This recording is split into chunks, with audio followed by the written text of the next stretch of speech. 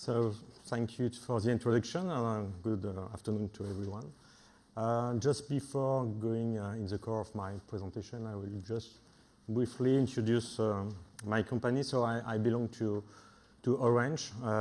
So we have operations all over the world, but I just wanted to share here the operations that we have on TV. So we are in 18 different countries. We are not doing IPTV in all those countries. We have IPTV in France, Spain, Poland, Slovakia, Senegal, and Mauritius. We also follow a best-of-breed approach for both our service platform and set-top boxes. And we are working in close relationship with Viaccess, Orca, and Sofatom, which are two Orange affiliates. So the subject of my presentation is about the convergence of OTT and IPTV, and about the convergence on the technical pure aspects. And so I thought that the best way to introduce that subject was to make just some of history. So that's really an oversimplify and this and that, a representation of the triple play architecture that many telcos, because that's not specific to Orange, that's what I'm going to share here. It's the fact, what is important to see, it's the telco provided three different services, so internet, TV, and a phone. Internet on the top of an unmanaged network, on a phone, on TV, on top of a managed network, still on a single copper line at this stage. So three virtual networks on the top of a copper line.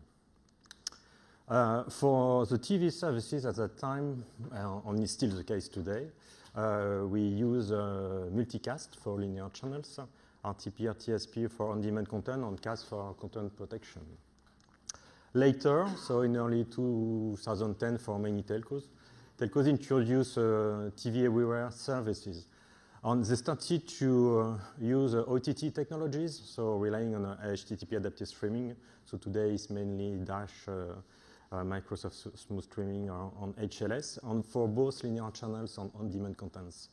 But for content protection, in that ecosystem, it's more DRM instead of CAS. Then many telco merged two different services, TV platform, not fully, because the hand-end, for example, are different between IPTV and OTT. And then we started to see, at mid-2010, the usage of OTT technologies on top of managed network, so for the TV services, for the on-demand content. So with HTTP adaptive streaming on DRM. So it means that the convergence already started. On the remaining question is what are the impact of relying on OTT technology, but for linear channels on top of the managed network. So you may say, why this question?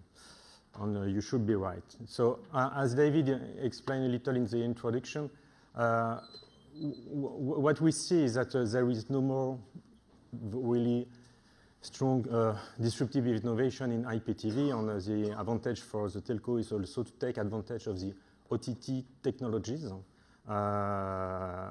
on top of a managed network, as we already did in the past. So using IP based, IP means Internet Protocol, and it was not really for accessing Internet. TV market is really mature today, and we need to optimize the cost at every stages and rationalize our platforms. So we can see there are many interesting work within standardization bodies like ATSC and DVB today, and they are really working on the convergence between broadcast and broadband, with the final goal of having one hand and one service platform. For the cost, I will explain later. I will elaborate a little because I have just 20 minutes, so otherwise I could spend 20 minutes on DRM versus CAS, but by design, DRM are less expensive. On OTT chipset are also less expensive than IPTV chipset. First of all, because it's a matter of scale, and also because CAS technologies are more expensive by design, or there is an impact on the chipset. But I will elaborate more later. And last but not least, it could be also a way to finally have the set-top box acting like another device, and it's a way to really rationalize everything. So what we did is we did the exercise to check what could be the impact of replacing IPTV technologies by OTT. And we identify 6 different major impacts. One about the scalability, one about the low latency, one about the content protection, one about parental control, which is very tough in France, I will explain. One about service platform, and the another one on in-stream information. So what I'm going to do is to go deeply on each major impact and see what could be the potential solution. So if I take the first one, so what is important to understand is IPTV technologies are natively scalable. I mean, of course, on the network aspects, because with multicast, we have one stream for end users, like in broadcast, compared to OTT technologies where we have unicast and where we have one stream by user. For a market like in France, for us, for Orange, where we have several million of customers, having a unicast approach is not working, even relying on investing a lot on CDN, for example. It does not make sense. So multicast is still a must-have. And what is important also to understand is regarding content protection, because CAS, as it was designed natively for broadcast, it's a one-way technology, and it's by design very scalable compared to DRM, where the goal is was to protect assets, compared to CAS, where the goal was to protect streams, and where you may have like a license server request for each asset. So if you want to replicate exactly the same behavior for your linear channels relying on DRM without trying to optimize something, you cannot afford having like every 10 seconds each device requesting a license server. So you must find solutions. So the trend for the solution, so there is one on the multicast side, which is multicast ABR. But the trick is that it works, but that's not the perfect solution at this stage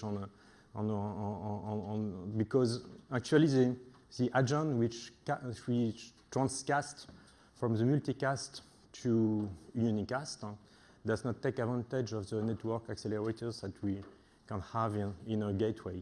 So it means that regarding the performance is not so predictable at this stage, because it will depend on the number of streams that you have, and it will also depend on the quality of your video content.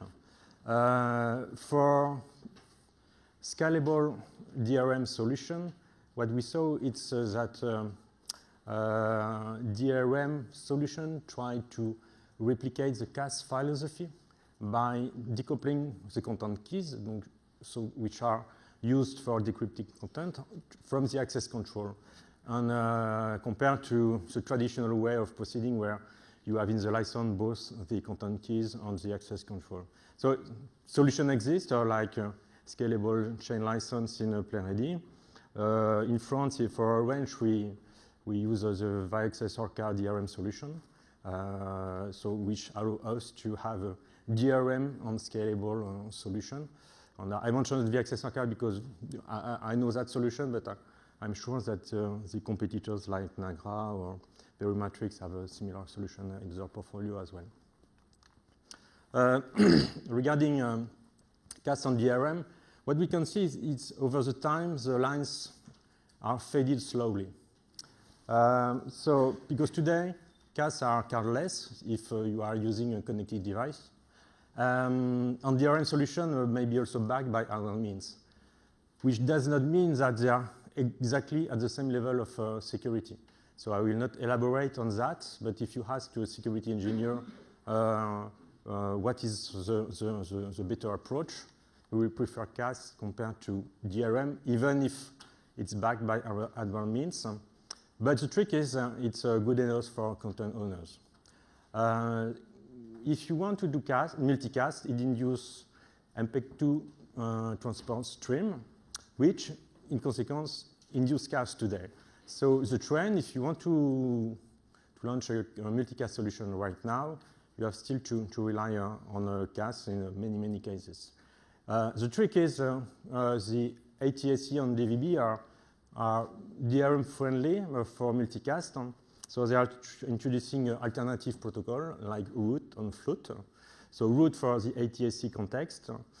On flute, which is coming from MBMS context, and DVB is also considering root for low latency. In both cases, you see that we rely on a fragmented MP4 container, which means that you have convergence between broadband and broadcast. But that's my last slide on the CAS and DRM. I think today the question is no more about DRM versus CAS, but really about responsibility. If you take, for example, a classical DRM provider like Microsoft or Widewine, it's important to understand that they are technology provider only, compared to CAS vendor which are accountable when the content security breach occurs. And so it's a really different model. For telco, it's really important as we negotiate content with content owner. On the set-top box is our own proprietary. It's important for us to be very confident and to have someone to solicit in case of a security breach. For example, today, if you with PlayReady, if the secure clock is down, you can do almost nothing. And if Widewine update a CDM on a web browser and introduce a regression, you just can't send an email. So it's really two different philosophy. And one which is more self-certification centric, so which is less expensive. That's why I also explain that CAS-based design is more expensive because you have certification process with set-top box manufacturer and with device chipset maker as well. So even with kernel-less solution, CAS is often more expensive than DRM.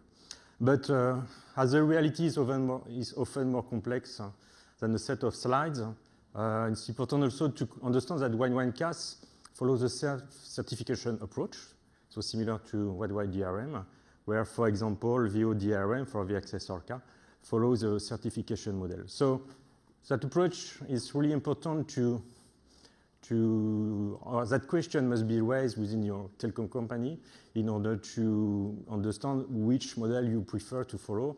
It's similar to subscribing to an assurance or not.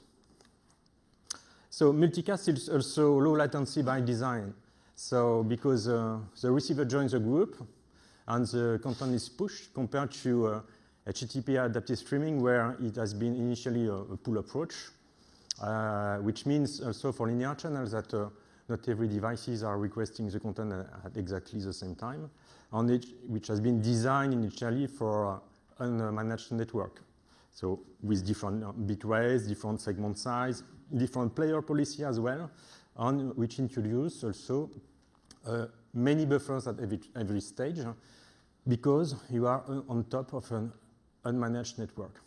So in that area, there are solutions which are coming through CMAF because it includes a low latency mode, so which breaking up ABR fragment into smaller chunks, and also which provide a way to start to download the chunk before waiting for the whole fragment to be loaded. And we are quite confident that on top of managed network, we could achieve a good result. Regarding parental control, it's very tough in France. We have a very tough regulation on that topic because, for example, if a child sees inappropriate content or an adult content on linear channels because the parental control didn't work, the company risks criminal prosecution. So which is very important risk. And it's natively supported in IPTV today when it works well. And if you see on OTT side, almost all players in France black out a signal when there is an adult content on top of linear channels on the OTT solution. So except for Canal+. So it means that the solution exists today, but it needs more maturity. We see also coming solutions through standardization on the metadata events in Append Dash coming, but as far as I know, it's not in real product. I mean, at least with the end-to-end approach. That last slide regarding the impacts, it's more for telcos and for the whole ecosystem. It means that when service platforms have been designed at the beginning, they have been designed really with a one-way approach because we rely on broadcast technologies, so introduce cast and multicast, and there were not so many requests from devices to the service platform. Which is not the case with TV Everywhere solutions because we natively rely on OTT technologies. So it means that you must pay attention to the potential load on your service platform. So there is no roadblock here. It's just maybe a potential impact on the redesign of your service platform. So the wrap up. So as that explains in introduction, the convergence between OTT and IPTV technology is not something which is new, but it's not yet there. On scalability, we see that multicast ABR is not the holy grail at this stage, which does not mean that it's not a good solution. I mean, it's more a matter of time to have gateway, having a better integration with a multicast agent. Regarding low latency on top of managed network, we are quite confident. For unmanaged network, maybe the answer could be different. Solutions are coming soon. Regarding content protection, what we could say is the ERM gets the upper end today for devices with a return path, so for connected devices, but still it remains a question of the security model approach. I know that many telcos are sensitive on that. Regarding standardization, DVB and ATSC are working on the convergence, but we see standardization, so the market adoption will take time. And regarding the two last points, there is no major roadblock, but for this platform, you must pay attention on the parental control as well. So thank you for your attention.